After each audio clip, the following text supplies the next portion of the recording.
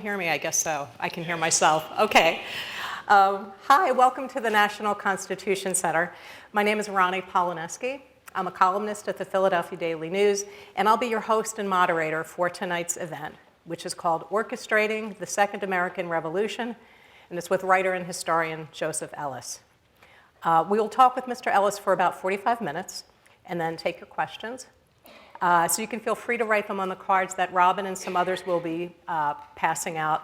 We'll try to get to them, to as many of them as we can.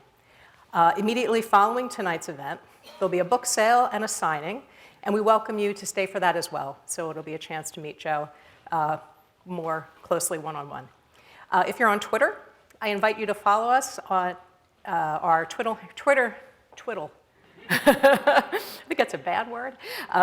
It's at Constitution Center, but the center is just CTR. So Constitution CTR is where you can find us on Twitter. And you can also use the hashtag NCC Town Hall, NCC Town Hall, and if you want to share thoughts and questions as we go along. Also, right now, if you can take a moment to silence your cell phones, that would be much appreciated. And now it's my pleasure to introduce tonight's guest. Joseph Ellis is one of the nation's leading scholars on American history. He's the author of 8 books. He was awarded the Pulitzer Prize for his book, Founding Brothers, The Revolutionary Generation, and he won the National Book Award for American Sphinx, a biography of Thomas Jefferson. His in-depth chronicle of the life of our first president, His Excellency George Washington, was a New York Times bestseller. His last book was called Revolutionary Summer, The Birth of American Independence, and was released by Random House in June of 2013. And the book we're here to discuss tonight is called The Quartet, Orchestrating the Second American Revolution, and it's just been published by Knopf. Joe's essays and book reviews appear regularly in national publications such as the New York Times, the Los Angeles Times, Wall Street Journal, the Chicago Tribune, the New Republic, and the New Yorker. So you may have read some of his stuff. His commentaries have been featured on CBS, C-SPAN, CNN, the PBS's NewsHour with Jim Lehrer. He's appeared in several PBS documentaries on early America, including John and Abigail Adams for PBS's The American Experience, and also a History Channel documentary on George Washington. So Joe has been around. He currently teaches in the Leadership Studies program at Williams College, and he previously taught at the Honors College at the University of Massachusetts, Mount Holyoke College, and the United States Military Academy at West Point. He lives in Amherst, Massachusetts with his wife, Ellen Wilkins Ellis. There are 3 dogs and a stray cat, and he is the father of 3 sons. So please welcome me in joining Joseph Ellis.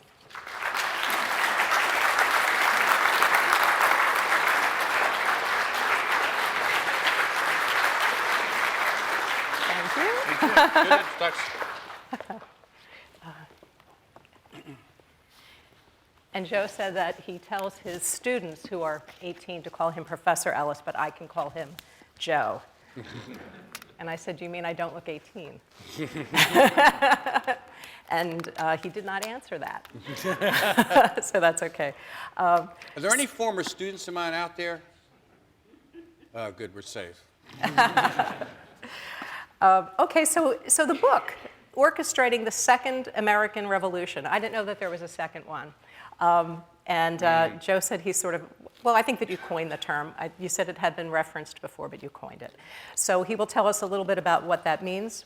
But in the very beginning of his book, he says, in 1776, 13 colonies declared themselves independent states that came together to temporarily win the war, and then they would go their separate ways.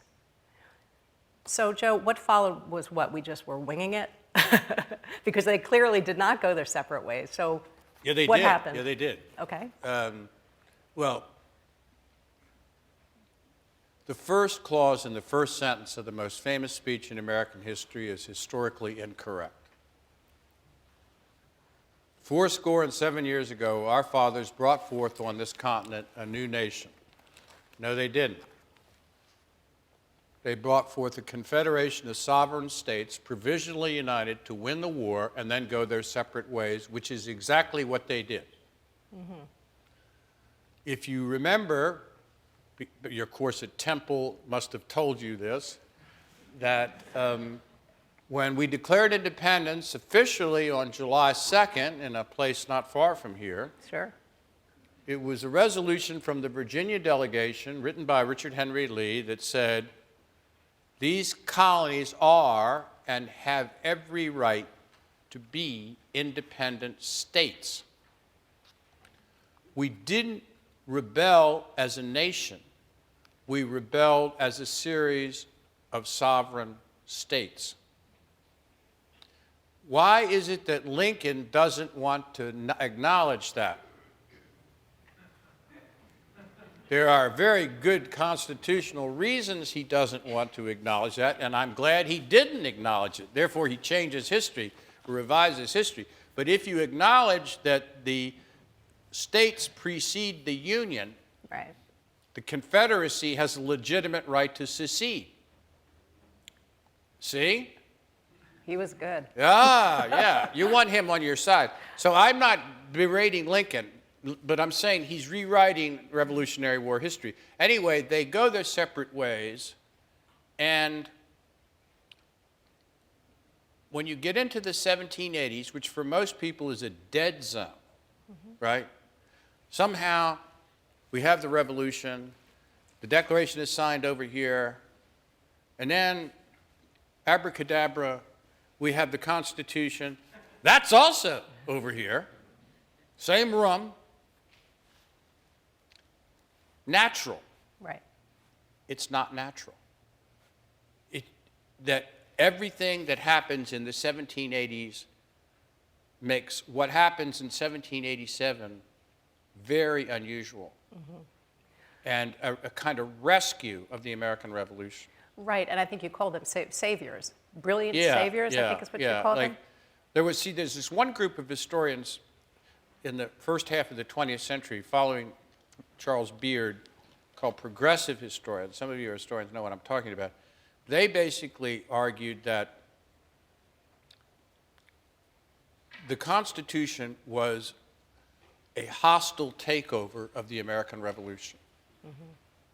Now, you wonder what they intended by that in the sense that, does that mean we'd be better off if we didn't have it? And what would that be? Right. But it's written in the Gilded Age.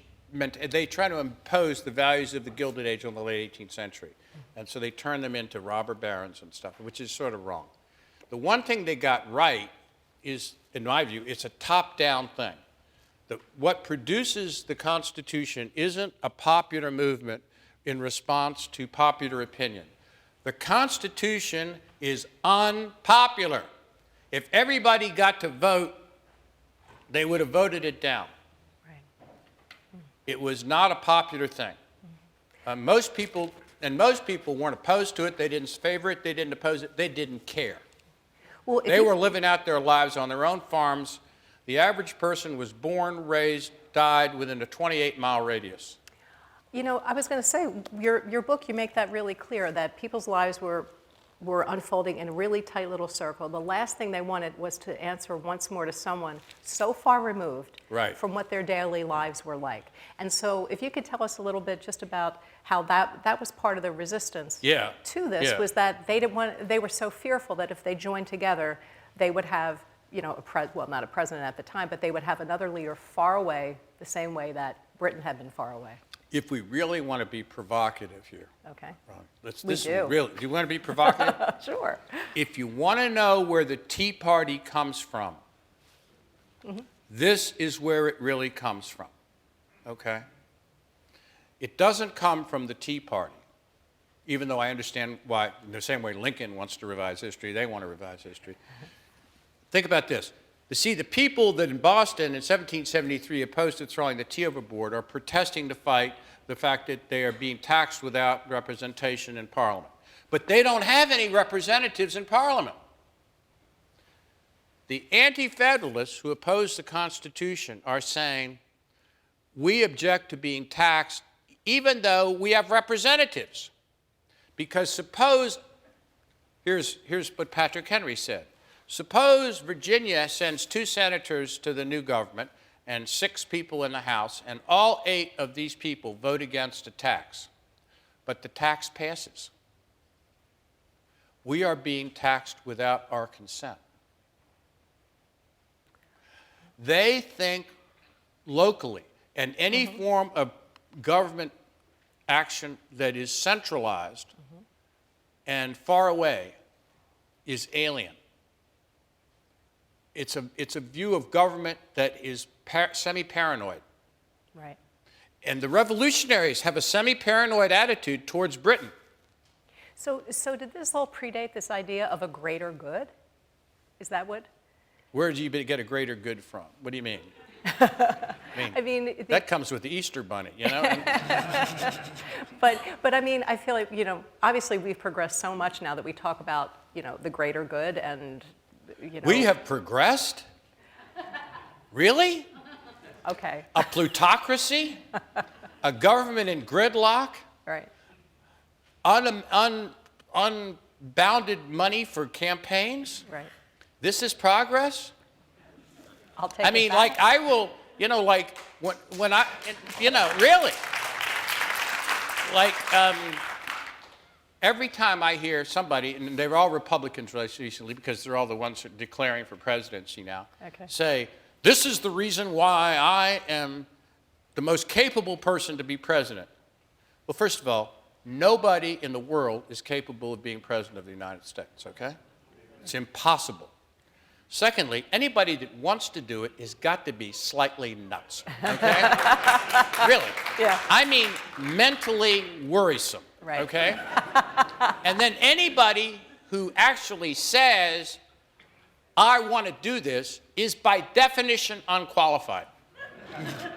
That's what Washington thought. That's what Jefferson thought. Right. That's what Adams thought. Right. That is, if you run for office, it means you are ambitious, and that you don't have the public interest at heart, and that you don't have the leadership capacity to make unpopular decisions. That's what he thought, that's what they thought. Right. And so it's not the people they're serving, it's the public. The public's the long-term interest of the people, which at any given time, most of the people don't understand. Right. Like, they want to go to war against Iraq in 9/11. Stupid. You should have said, no, we're not going to do that. Right. Right. Adams says that against war in France in 1798. So anyway, I'm doing things that you don't want me to do, but I'm connecting it to the present, right? But do you get what I'm saying about the anti-federalists and the Tea Party? It's a group of people, there's a semi-paranoid dimension to this group, and it takes theological form in evangelical versions of it, but it really is rooted in the notion that government is an alien force. And it's like the evil term in the 18th century is consolidation.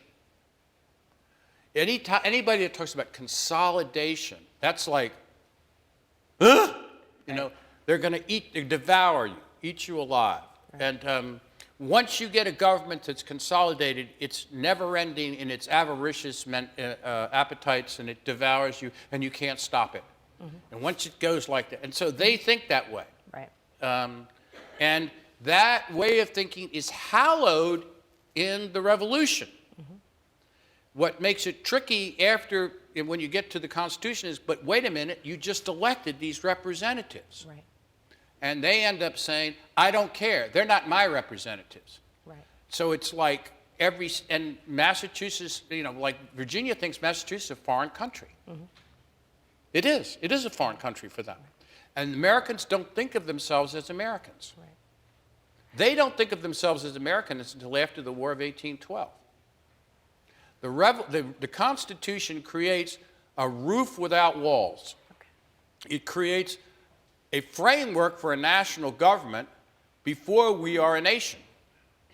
Most nations become nations by uniting with ethnic, you know, their various ethnic groups come together, and then they form a government that represents that. Right. The United States formed a national government before it was a nation. And we don't become a real full-fledged nation until 1865. Wow. So yeah, until after the Civil War. So take us back then about about how these four men then just what were the forces that brought them together very reluctantly Yeah. And yet they sort of came in, so they had these pre-existing ideas that you don't want me to be president, and yet George Washington, No, he eventually doesn't. came out of No, retirement. He no hated it. No president in American history did not want to be president more than George Washington. Right. He was so reluctant. Yeah. There's a letter in 1784 from Washington to Lafayette. Lafayette's just visited Mount Vernon, and Washington knows it's the last time he's going to see him. And he thinks of Lafayette as sort of as a son. He doesn't have any sons of his own. Mm-hmm. And it's a very elegiac letter, and he says that I feel myself gliding down the stream of life. Mm-hmm. Though my constitution is strong, I am of a short-lived family. Male members in the Washington line had never survived their 50s for the last 5 generations. Mm-hmm. And he says, but I shall not repine. I have had my day. Right. He thinks it's over. The sand is running out of his hourglass. Mm-hmm. He thinks of the presidency as an epilogue, really, right, not as a capstone. And he really doesn't want to do it. But the original question, I don't want what I'm saying in this book to be misconstrued, as some people have an obvious need to do sometimes. The book basically says that American history is headed in one direction in the 1780s. All the forces, political forces, are centrifugal, not centripetal. We are becoming less and less a people. We were together as citizens of the British Empire, or subjects. Mm-hmm. And we were together in our war for independence. Once the war is over, what is there to hold us together? Nothing. And we start to go our separate ways. The Articles of Confederation vest sovereignty in the states rather than the federal government, gives very little power to the federal government. Mm-hmm. And give you a specific example, when the Army's ready to leave, to retire, they're owed a pension. Right. They're owed 2 years back pay. They don't have uniforms. The Army from the South is in loincloths, literally. And there's no money. We're $40 million in debt, which then is real money. And there's no way to pay it because the states won't pay. Right. You can't tax them without their consent. It's a voluntary thing. Mm-hmm. And the states say, we're going to take care of ourselves. We're not going to take care of these guys. Mm-hmm. Robert Morris, who's the superintendent of finance, he says, this is a disgrace. We're sending these guys off as beggars, and they won the war. They did. And he writes a personal check for $684,000 to give each of them $50. He's a Philadelphian who is vilified in a lot of history books and doesn't deserve to be. Mm-hmm. He ends up in debtor's prison in Philadelphia, and when Washington is president and comes to Philadelphia as president, he meets with Morris in jail every week to play chess. Wow. Nobody has written about this. Washington and Morris is, even though Morris is in jail for about 6 years, yeah, he says, easy come, easy go. Yeah. He lost his money in land speculation. Well, so tell us then, the forces then that were acting here is that we were massively in debt, our soldiers were not paid, and the West played a huge part here. So if you could tell us a little bit about that, because suddenly that exposed us. We had this the whole Western border. We can't pay there's no fiscal policy. Every state has its own foreign policy. Right. There's no interstate commerce agreement. Mm-hmm. And the West. Here, I'm going to tell you a story. This is a great story. Okay. Nobody knows this story. Is it as good as the chess story? Except anybody that reads this book. That on August 2nd, 1782, okay, John Jay, who's a guy I discover, is really more important than anyone realized, is meeting in a Parisian hallway with the minister of Spain, Count Arundel. Why is he meeting with him? Because Spain has a treaty with France. And we are under instructions from the Continental Congress, Confederation Congress, not to sign any peace treaty with Britain without the support of France, because France has saved our bacon in the war, and we have to do this. So we have to consult the French have to consult the Spanish, so Jay is talking to the Spanish minister. There's a map on a table. Count Arando puts his finger on what is now Erie, Pennsylvania. He draws a straight line down through Toledo, Ohio, down to what is now Tallahassee, Florida. He says, everything east of that is yours, everything west of that is ours. Okay. Jay doesn't need to draw a line. Jay points to the Mississippi. Says, everything west of that is yours, everything east of that is ours, and it is non-negotiable. And he wins. Wow. There are two non-negotiable principles, and that is recognize independence and the western border.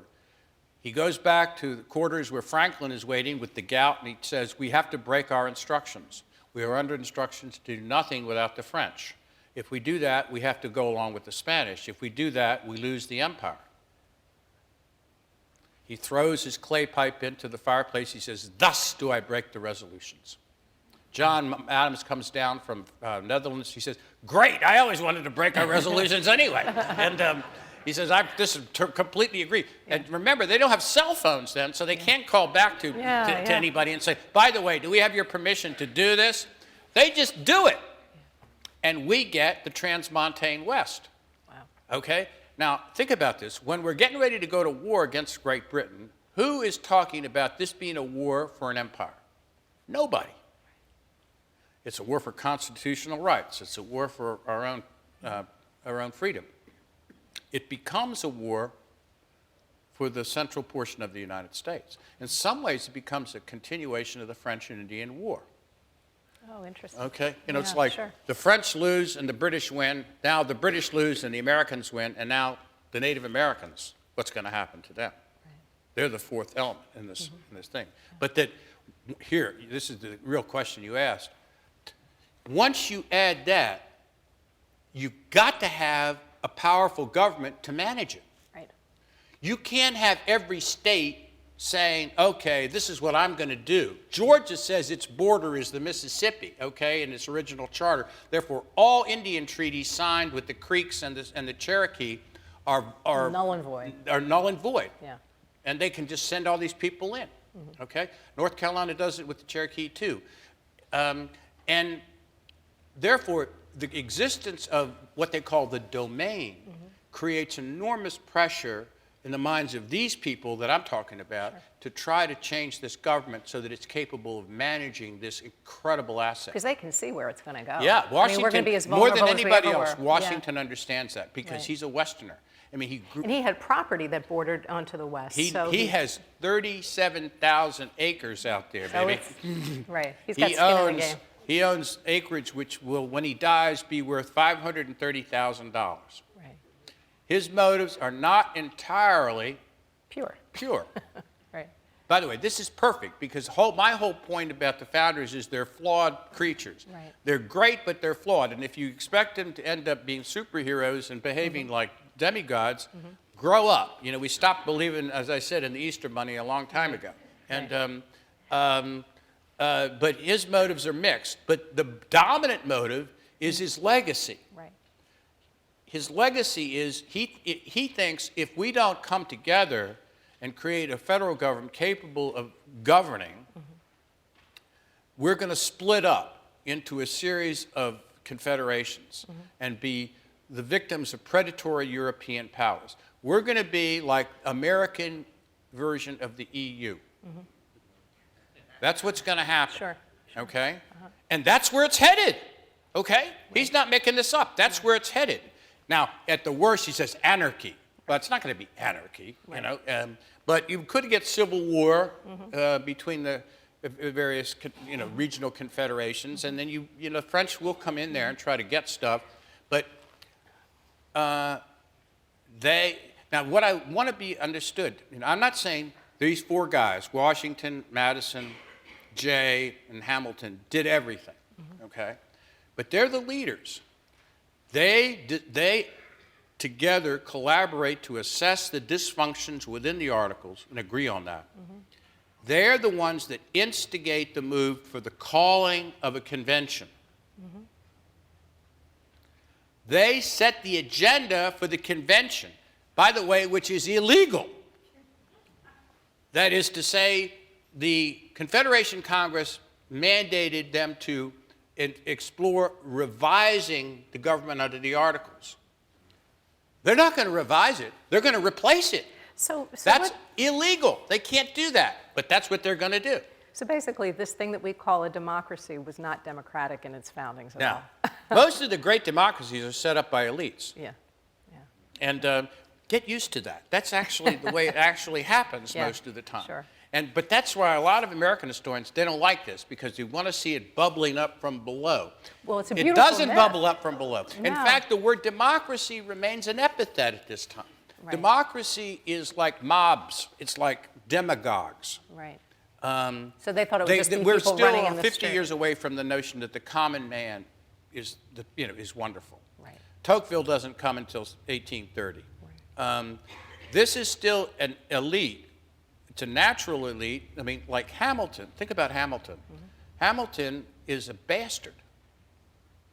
Think about this. When Hamilton is 8 years old, he's in St. Croix with his mother. His mother has caught what is probably typhoid. It's not clear. She's being treated, and he catches it.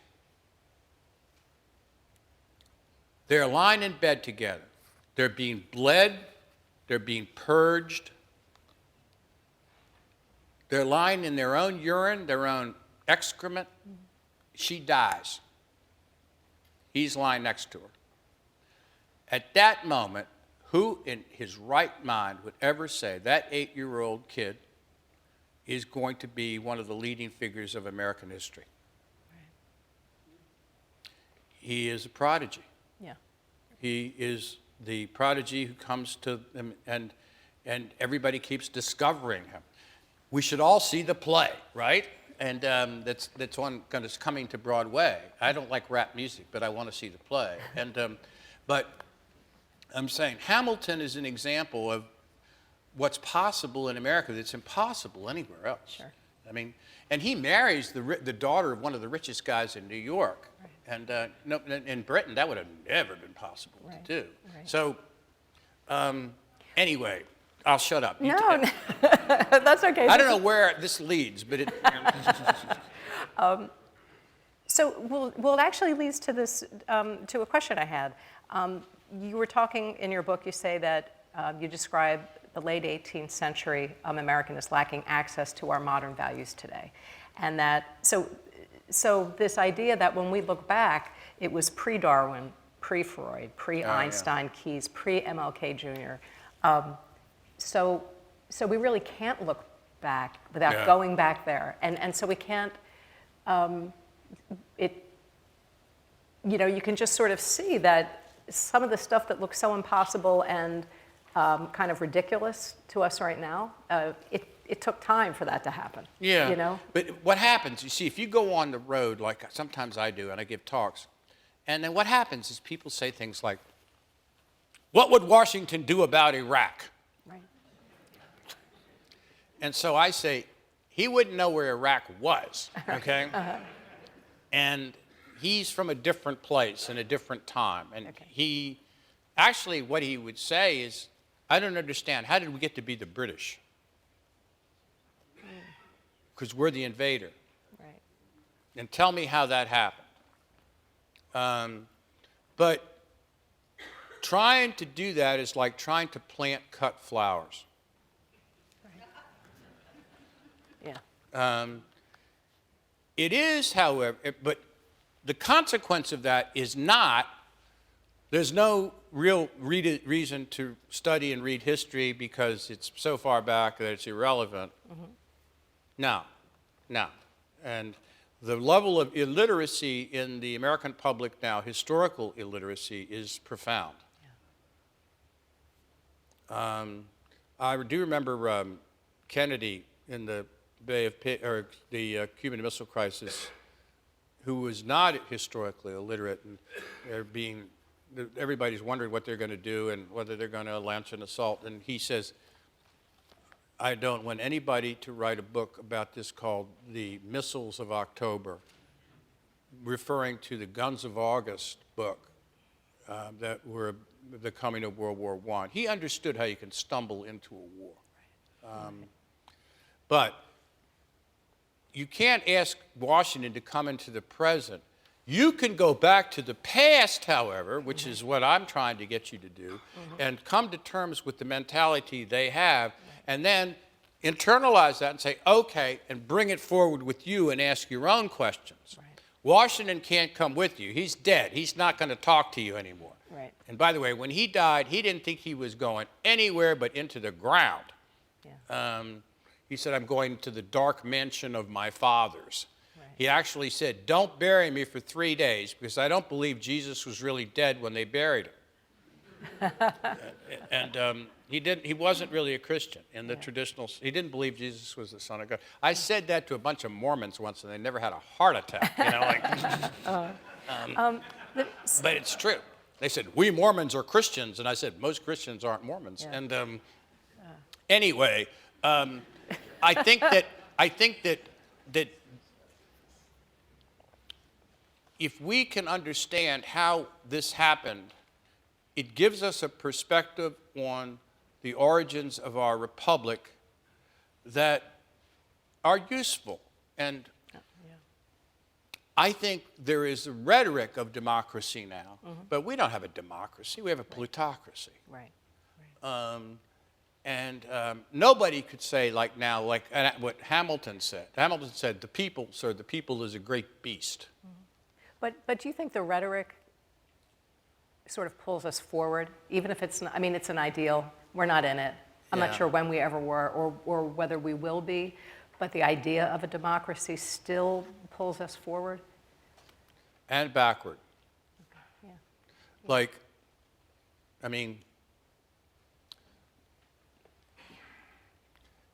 democracy means popular will, popular opinion. And that's swoonish. That's what got us into Iraq. The media went along with it. If we're going to go to war, let's go to war, they said, the way we're supposed to go to war. Have the Congress declare war. The last time that happened was 1941. Also, have a draft so that everybody is vulnerable, not 1%. Everybody in Congress, in order to serve, has to be able to say that some of my people are vulnerable. And then you got to pay for it, taxes, right away. We're not going to put this on a credit card. The way we wage war now is at odds with the way in which the founders wished us to behave. And what I said before, the public interest. We are not a democracy, we are a republic. The republic is a form of government that has a democratic base, but filters popular opinion through a series of layers of deliberation. I mean, nobody elected anybody on the Supreme Court. And only a very few people elected people in the Senate and the House, for that matter. Now what's happened, is that most of the people in the Congress are the prisoners. I mean, the average congressman spends 67% of his or her time raising money. 67%. What would George Washington say about that? This is not what I had in mind. Yeah. And it's too easy to say that's the gold standard, we're the debased currency. Right. But a lot of the people who are themselves contemporary politicians pay deference to the founders, and they pretend that they're in that tradition. And it's helpful every once in a while to remind them what that tradition really would require of them. Getting on to sort of a similar train, part of your book, you say that tragedy was built into the American foundation. And I know that you were referring to the Native Americans. And I thought it's also slavery. And to slavery. And I thought that was just a beautiful way of saying it. It's tragedy. It's not. So you want to talk a little bit about that and just what you mean by that? Yeah, this is controversial too, but demographically, once a critical mass of white Anglo-Saxon Protestants is built up east of the Alleghenies, and we win the American Revolution, basically the Native American population is doomed. The biggest losers in the American Revolution are not the British, it's the Native Americans. Right. There are 100,000 Native Americans between Mississippi and the Alleghenies in 1776. There are about 5,000 Americans, whites. By 1790, there are 65,000 Native Americans and there are 300,000 whites. You got it? They're pursuing their happiness coming across, and there's no way to stop them. Washington tries. He makes a valiant effort to create a kind of enclave policy, and it doesn't pass. But to make it really more, even like on slavery, there are two ghosts at the banquet in the Constitutional Convention. One is monarchy, and the other is slavery. One is talked about all the time, monarchy, monarchy. Any form of executive power, robust executive authority, is considered monarchical. Okay.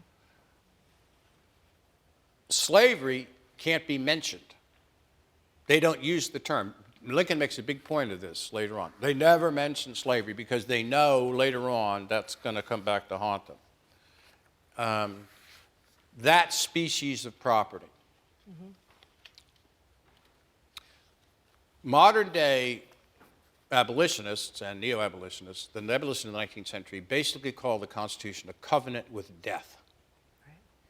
Because it implicitly sanctions slavery. It doesn't take any clear stand against slavery. It allows the slave trade to go on for 20 years, and it recognizes slaves as 3/5 of a person for purposes of representation. Here's the intractable fact. If they had decided to face it, and there were people that wanted to do that, mm-hmm. Franklin was one of them, though he was pretty old by then, there was no chance the Constitution would have passed. That's the killer. If it had passed, it would have never been ratified. Right. So they saw it as kind of a deal with the devil. It's like, a deal with the devil, really bad about it, but it's a deal with the devil in which there's a group of them. Adams, who's not there, he and Madison sort of think it's probable that slavery is going to die a natural death anyway. There's no sense in waging a moral crusade here that's going to destroy the Union. It's because slave labor can't compete with free labor. I mean, free labor, that's right. They haven't seen the cotton gin coming. They haven't seen the cotton kingdom coming. So they're wrong about that. But what I'm saying is they don't, think about this. In the late 18th century, they basically decide to end slavery north of the Potomac. They outlaw slavery in the Northwest Territory. They put a restriction on and they put a limit on future importation of slaves. They isolate slavery in the South. You could call that the first Reconstruction, really. Sure. They think that's enough. They don't know. It's not. If they had decided to force it, there's no question South Carolina would have walked, Virginia would have walked, and you wouldn't have had the Union. And so what happens then? What happens? Well, we break up into confederations, and the South's a confederation. They'll probably sign a separate treaty with Great Britain because they produce the cotton that Great Britain requires, and it probably is going to take longer to end slavery. There's no position on the Union has to enforce anything there. Who knows? Because you're throwing, that's a deuces wild kind of game. Right. But what I find irritable is the presentistic, and you get this from students, like even at Williams, this one girl, I can't remember, it's like, well, it was just wrong that they did this. Hey, listen, darling, grow up, okay? I mean, like... Did you call her darling? No, really? I wouldn't do that. That's a politically correct place there, mother. And the same basic thing is true of the Native Americans, although I think that was soluble. I think so, too. Yeah. I mean, but go on, tell me. It's potentially soluble. Here's the way to think about it. We know that slavery and the Native American issue are failures. Right. They are failures. Were they, and they were tragedies. Are they Shakespearean tragedies or Greek tragedies? A Greek tragedy means it's built in. Sic volvere parcas, 'tis the will of the gods. Jesuit education. Or is it Shakespearean? Agency. It could have been decided differently. Right. People made the difference. Now that's an interesting argument to have. That's the argument we need to have, not how could they possibly have failed to meet my very pure 21st century moral standards. Right. That's an interesting question. I think...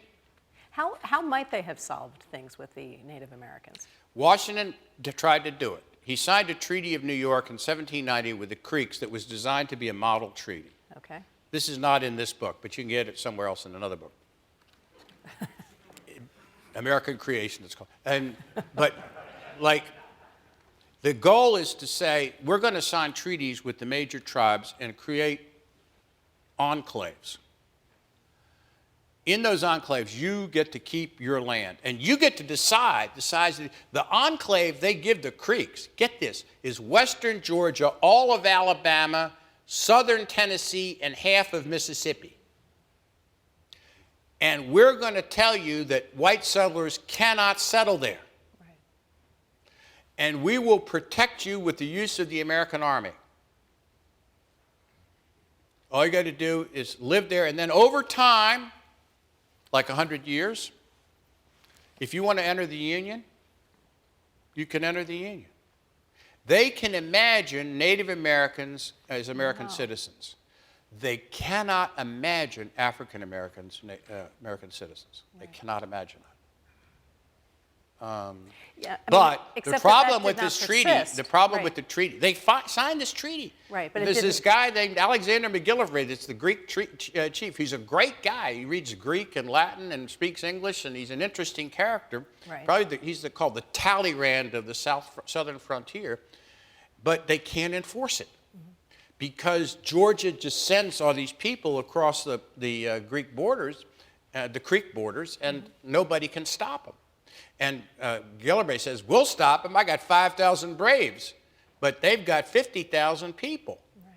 Now, if it were now, what would happen is the president would call out the National Guard, Georgia would nationalize the National Guard, and they would stop it. Right. They don't have that power then. Right. Georgia's going to do what the hell it wants to do.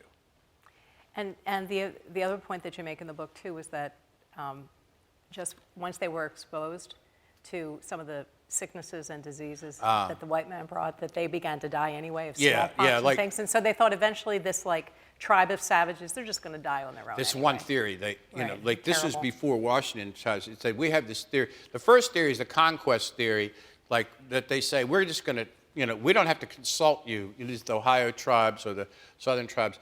You lost. You sided with Britain. Most of them did. One tribe didn't. The Oneida didn't, and that's why they have more casinos now. And but then they say no, that's a little bit too obviously imperialistic. So what we'll say is that we'll sign treaties with these tribes, and then when the demographic wave starts to hit their area, right, we'll void the treaty. Because by then, what they say is hunting and gathering societies cannot coexist with civilized societies. That sounds like very anthropological, right? It's actually more biological, and that's what you were referring to. We've got a kind of we've got an artillery barrage of microbes coming in front of us. That is to say, we are giving them smallpox and diseases that they have no immunity to, which destroys the population over time. 90% fatality rate in many tribes. So that as you move out, it's like, the whites think, this is God that's speaking here, right? This is going to handle all itself. the enemy is just dying. Isn't that amazing? And it's not amazing, it's disease. Yeah. Yeah. Wow. Well, I'm going to take a look at the time here. So we have time for some questions. So here we go. Notice they've censored these so that you can't really. Okay, I hope I get the handwriting correct. Okay, how does Jefferson convince Madison that a strong federal government is a bad idea and that states should be able to nullify federal law? Whoever wrote that's smart, because that's what happens in the 1790s. Okay. Madison, who in 1786-87 is one of the ultra-nationalists, Madison, who goes to the convention wanting an article specifically requiring that the federal government have a veto of all state legislation. Well, that's like dead on arrival, okay? He modifies his position in the Federalist Papers, but he's still a nationalist. But soon, one interpreter, Jefferson comes back from France, Madison kneels at his feet and immediately becomes a states' writer. He starts making the very arguments that Patrick Henry made that he argued against in the Virginia Convention. It's not quite that simple. I hate it when historians say that. They're about ready to envelop you with a ton of information. Part of it is his Virginia constituency, who elects him to the House, is very powerfully states' rights people. So his constituency thinks that. When he sees the bank, his thought is, oh my God, I didn't know that's what I was creating. I thought I was creating something. And he sees a mercantile northern power against agrarian power. He also sees, and he won't talk about this, a government that makes domestic policy that means that slavery's doomed. Wow. You don't want to talk about that, but that's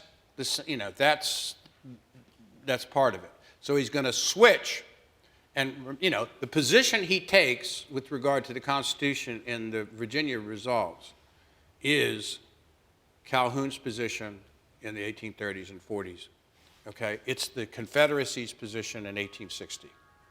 That is, we have sovereignty, and you cannot make decisions that affect us most basically with regard to slavery.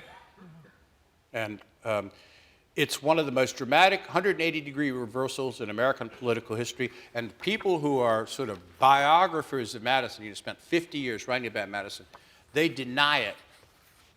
Because they love Madison, they got to figure out some way that he doesn't just reverse himself. He does. That's the way he is. And then he reverses himself at the end again. He says, well, that's not what I meant. He's a politician. Right. I'm going to move to another question because you and I had discussed it in the green room, and I think you're going to like this one. All right. Okay. Is there anything in constitutional history to suggest that the founders wanted future generations to be bound by their original interpretation of the Constitution? Did we talk about that, or didn't we talk about that? It's in the book, too. There's good stuff. If you are thinking like I am, you'll love this book, because one of the great ironies is the only original intention that all the prominent founders shared was a clear view that their original intention should not be binding on future generations. Isn't that ironic? And if you, the doctrine of original intent is a jurisprudence theory that got going in the late 70s. Robert Bork was its original godfather from University of Chicago Law School, but it's really a political creation. It was created at the same time as the Heritage Foundation, the Cato Institute, and is part of something called the Federalist Society. 4 judges on the Supreme Court, Alito, Scalia, Thomas, and Roberts, are members of the Federalist Society. And remember Roberts, in the nominating discussion, says, I'm just an umpire who calls balls and strikes. I don't define the strike zone. You might necessarily, you know. And so if you brought these people, and within the legal profession, the doctrine of original intent has plausibility and cogency. There are serious people at Yale and Chicago who believe in this, and they get scholarly articles in journals. Let me tell you, it's total crap. It is utter nonsense. It makes absolutely no historical, intellectual, political sense. It is a doctrine designed to allow people to overturn stare decisis and rule the way they want to. And to, like, that's what Citizens United is. That's what D.C. versus Heller is. Let me give you a specific example here. I'm not going to go on too long, right? Okay, because the next one's really good. D.C. versus Heller is the decision about the right to bear arms. Second Amendment, right? Who wrote the Second Amendment? James Madison, single-handedly. He wrote the whole Bill of Rights, okay? The Citizens United decision is 32 pages, single-space long. Where is Madison mentioned? It's a doctrine of original intent that has no understanding of the original intent of the framer. Wow. It's probably written by 7 really smart Harvard Law graduates who know nothing. Okay?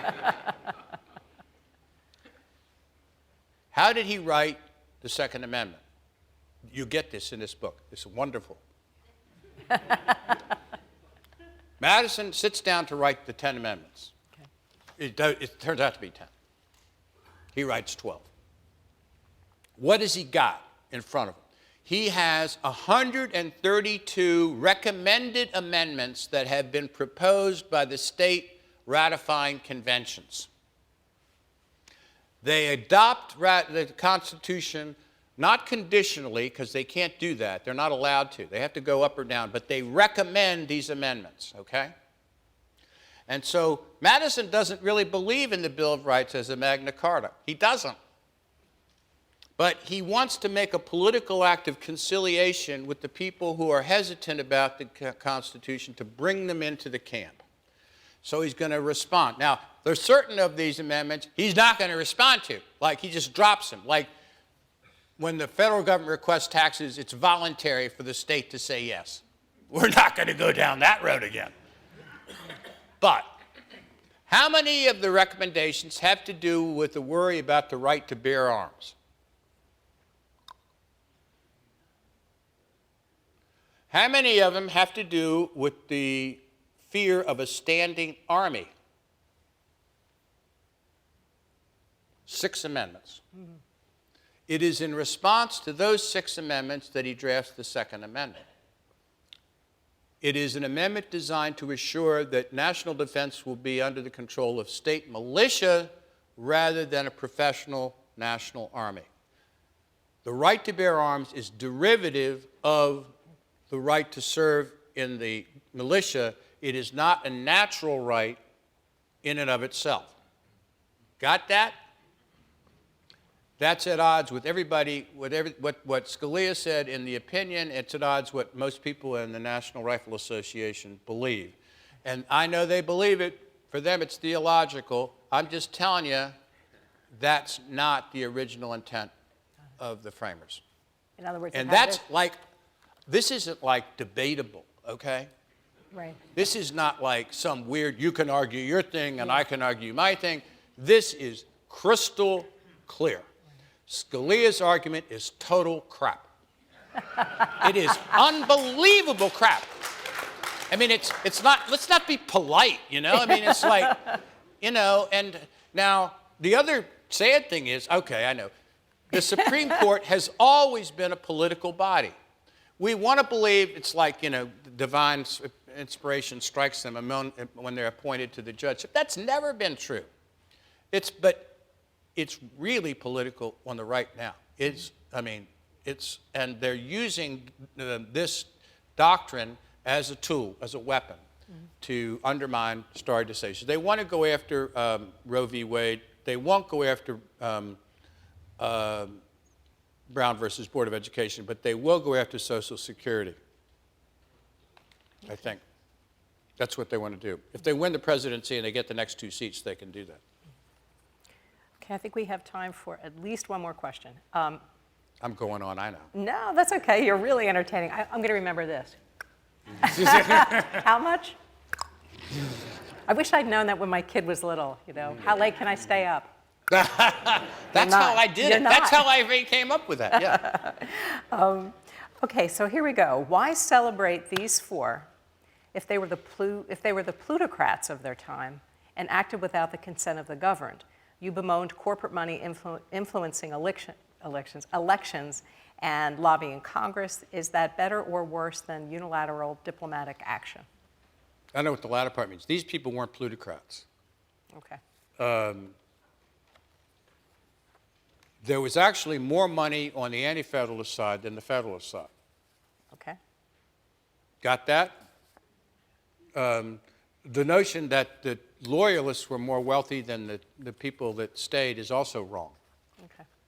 19% of the people were loyalists. They had no more money than the other people so that class interpretations of political groupings in the late 18th century are wrong if they're rooted in the Marxist definition of wealth.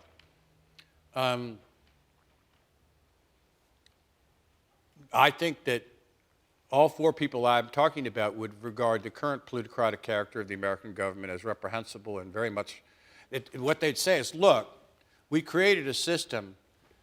The system is a machine that will run itself, but it can be ruined and it can be corrupted. It's not perfect, okay? It requires a certain degree of commitment to the principles. And you have basically abandoned the principles. Right. You have allowed that to happen. And so, no.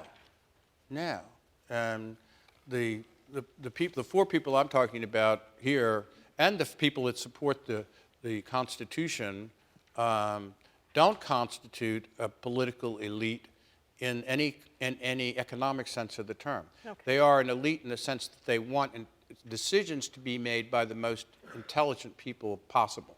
Okay. Who is your favorite founding father and why? John Adams, because he tells you the truth. And because he's got imperfections like mine. And I agree, you know, like, and if you're a historian or biographer, you love people who tell you stuff in letters. Yeah. And he tells you stuff. Yeah. That's really great. The one that I'm most impressed with newly is this guy, Jay. Jay's kind of, you know, like if you want to take wagers, if they ever were to bet on this, like the Super Bowl, you know, or presidential elections in Las Vegas or something, bet on John Jay's stock to go up. If you invest in John Jay right now, on my recommendation, you can get somebody to bet, you're going to make a lot of money over the next 10 years. Jay's going to go way up. He is. They'll have, I don't mean they're going to build a speak. There's no more room on the mall, but maybe in New York City, you know? Yeah. Okay, and I guess this will be the last one. How can history once again become a relevant subject in high school public education? I'm teaching a course at Amherst in August for high school history teachers. They are the front lines of instruction, that in middle school.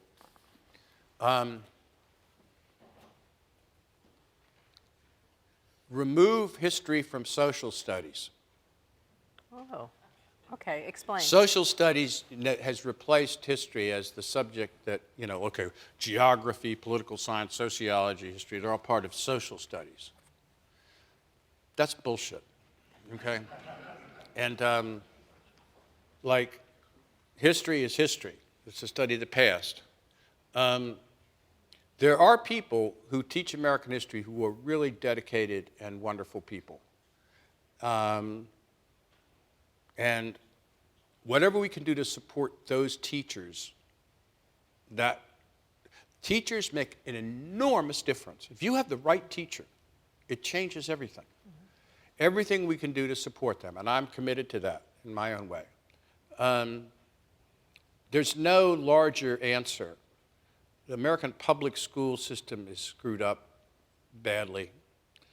The problems rely on families. The school system can't solve those problems. My daughter-in-law teaches in the D.C. public school system, 2nd grade. If she gets a 5% success rate, that's great, really. But we do have fundamental historical illiteracy.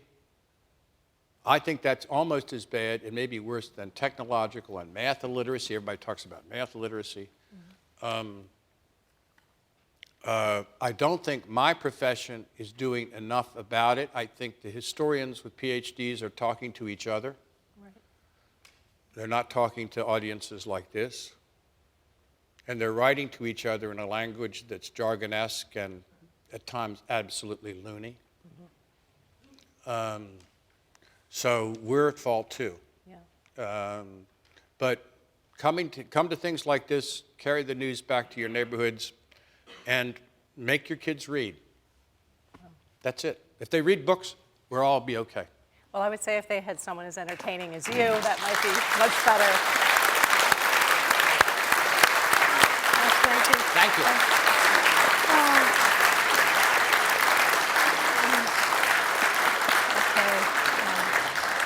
I'm going to sign books. If there's a lot of people, everyone is invited. I'm just going to sign. I'm not going to inscribe. If there's not a lot of people, I'll do exactly what you want to. But it's got to be according to, we can't make people at the end of the line wait for 45 minutes. You know what I mean? Fair You deal? sound a little like John Adams right now. He would say, I'm not signing anything. That's right.